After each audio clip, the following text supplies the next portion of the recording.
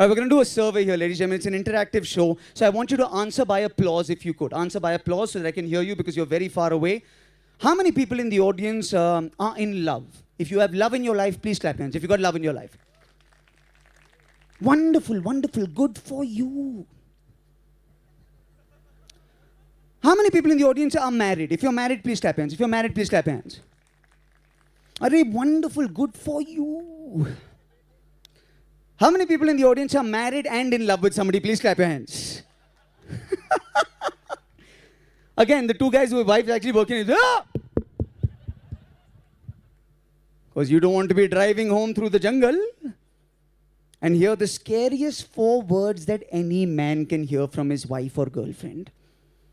At some point, she'll look at you and say, we need to talk. Clap your hands if those are scary words, guys, right? See, I didn't know this. I'm not married. I'm an amateur. I didn't know this. I'm an amateur. I'm not married. When my girlfriend told me we have to talk, I made the mistake of talking. We have to talk means don't talk. We have to talk means she wants to talk. You have to pretend to be awake and nod your head up and down. That's it. And women, God bless you. God bless you. You always want to talk exactly 10 seconds before we fall asleep. Thank you. Guys, remember, you'll be falling asleep, right? Your head is on the pillow. You're in the magic kingdom, in the clouds. The sheep are jumping the fence. Yana Gupta's there. It's all happening. All of a sudden, you'll hear something like, if I lost one leg, would you still love me? Wake up and answer all my questions. I have 10 more in alphabetical order. I got this one from my girlfriend the other day. We're sleeping. I got, if I died, would you sleep with somebody else? And I told her the truth. Kind of.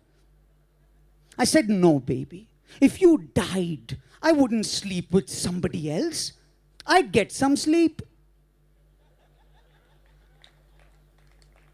So we're not together anymore. No, but women talk in the weirdest of places because they communicate at a level that is higher than men. Women in general are more intelligent than men. Ladies, would you agree? Yes? Absolutely. And so you find different venues to communicate with each other where men are not allowed. For instance, guys, did you know that women go to the bathroom to talk to each other? Did you know this? This is why, notice this, they never go alone. They go like wolves in packs of 3s and 4s. Have you seen this? Seen to, okay, you want to go to the bathroom? Okay, let's go to the bathroom. And then they go to the bathroom. What? Ladies, what is happening in there that requires backup assistance exactly? What is one of you going to the bathroom, the other one going just to help her out? Guys, we can go to the bathroom together, but there are rules. There are rules. No talking. Look at the wall. Never take your eyes off the wall. The secret of life is on the wall. Mukesh Ambani's business plans are on the wall. Pay attention. 9 times out of 10, the wall has a drawing up for a good time called Rupa at 9811900566. You think anybody calls that number? Be a great story, like 20 years later. So, Veer, how did you meet your wife?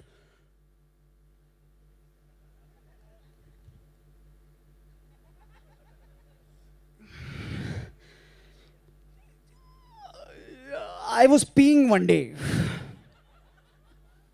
No, but I do want to get a wife. I do want to get married. I think it's a wonderful thing. I think that a man becomes more mature and then he's ready to get married.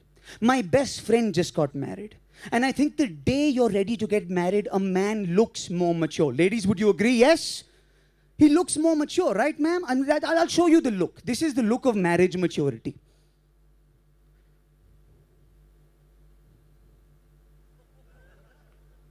Veer, I think I'm ready to get married here. Well, really? Are you happy? Yeah. I'm damn happy. Well, are you in love? Yeah. Well, how do you know? She told me. Right?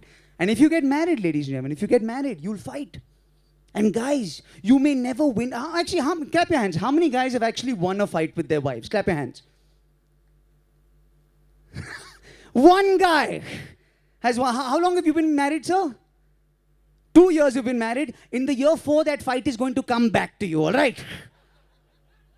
Guys, you will never win a fight with your wives. You will never ever win a fight with your wives. Because they are more intelligent, yes, but not because women are always correct. This is a misconception. They're human just like men. Women are not always correct. Women just have the stamina to make you forget that you were correct.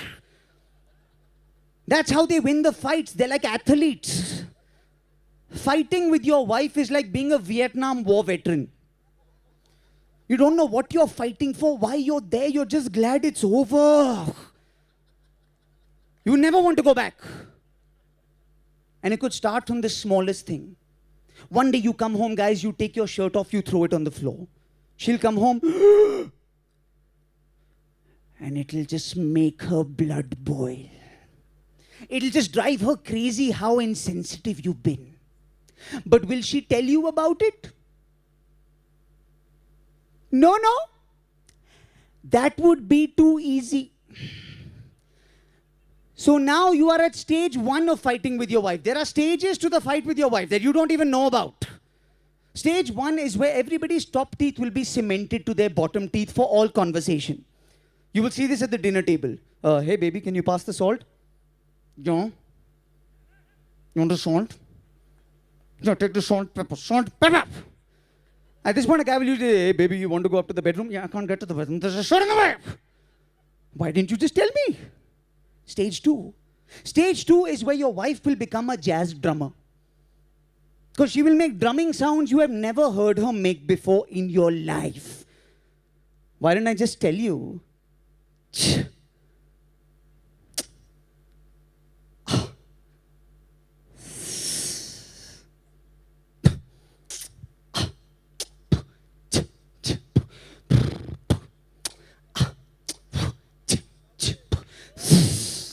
Right? You could leave her there for 3 hours. Remix. And a guy, at this point, you still don't know what's wrong, but you won't apologize. Because what you don't know, what you're not intelligent enough to understand is right now that is no longer a shirt. You, your relationship, your attitude towards women, how your mother raised you, everything is in that shirt right now.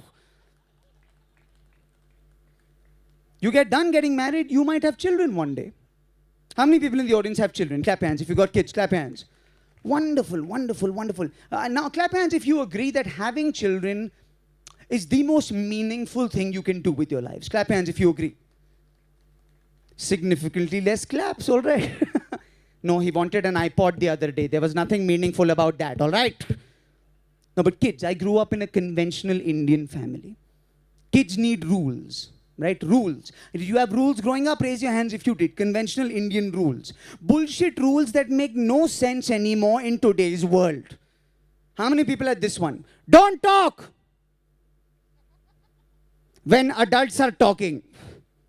If you had that bullshit rule, raise your hands right now. Did you?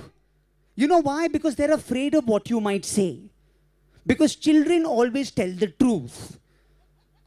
He said, hey, Arjun, Rupa, so happy you came over for dinner. Really missed you. So happy you came over. No, they didn't. Before you came, Papa said you're cheap and Mama said you dress like a whore. Mama, what's a whore? Oh, how about this? Your best friend next door got a new bicycle. And you ran home and said, Mommy, he got a new bicycle. Can I also get a new bicycle? He got a new bicycle. Can I also get a new bicycle? And if your mother was a good old Indian mother, what did she always say to you? Oh, if your best friend jumps off a cliff, then will you also jump off a cliff? When even the stupidest child in the world knows if my best friend jumped off a cliff, I'd have his bloody bicycle, wouldn't I?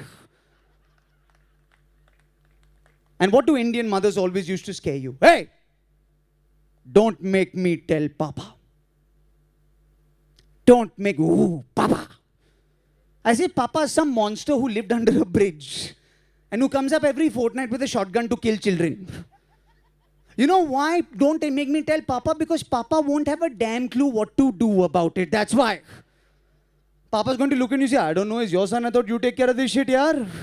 I'll play with the Pomerian. And the final thing you must do, ladies and gentlemen, is we have a population problem in India. You must educate your children about sex. Got very quiet in you all of a sudden.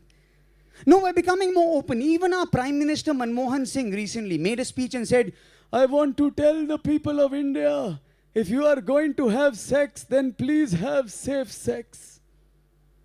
And everybody got angry. The BJP said, Manmohan Singh is promoting sex. No, he's not. Because let's be honest, let's say it. To promote sex, you have to be just a little bit sexy.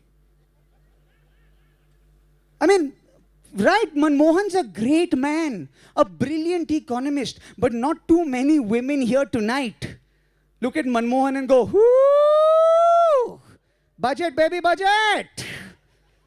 Fiscal my deficit, darling.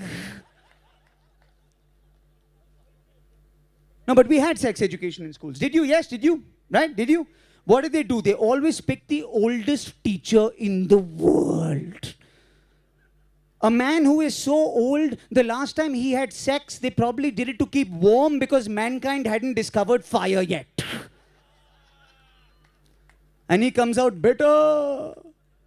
Sex is for procreation and not for recreation. You young people are too naughty and promiscuous. Let's be honest. Let's say it.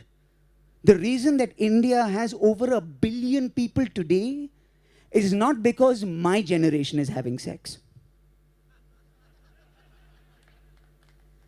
It's because your Dadaji was listening to these Kishore Kumar songs and things started to happen, all right? But there's no good advice. There's nobody to tell you these things, ladies and gentlemen. You can't go to your grandparents for advice. I go to my Dadaji for advice. It doesn't make sense. Because all their advice is about what you have and what they never had. Do you have that with your grandparents? Yes? And it happened so long ago, there's no way to actually check the factual accuracy of their advice. It makes no sense. Ah, you young people with your internet. When I was your age, we walked 345 kilometers to school, both ways uphill.